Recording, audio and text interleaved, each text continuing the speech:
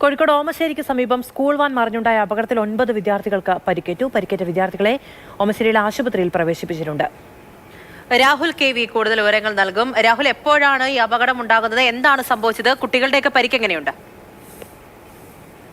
പൂജ, ആർക്കും തന്നെ ഗുരുതര പരിക്കില്ല എന്നുള്ളത് വളരെ ആശ്വാസകരമായ കാര്യമാണ്.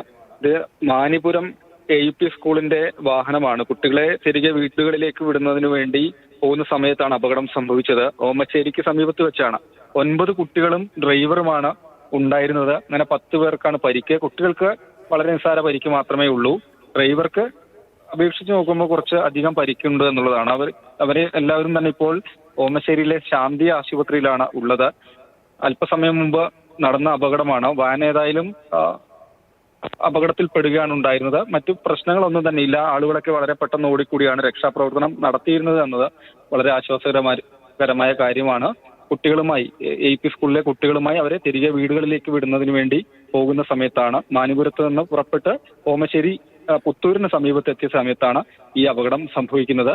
മറ്റു പ്രശ്നങ്ങളില്ല. കുട്ടികൾ എല്ലാവരും സുരക്ഷിതരാണ്. ഡ്രൈവർക്കാണ് കുറച്ച് എങ്കിലും അധികം പരിക്കുള്ളത്. എങ്കിലും ആശങ്കപ്പെടേണ്ട യാതൊരു സാഹചര്യവും നിലവിലില്ല.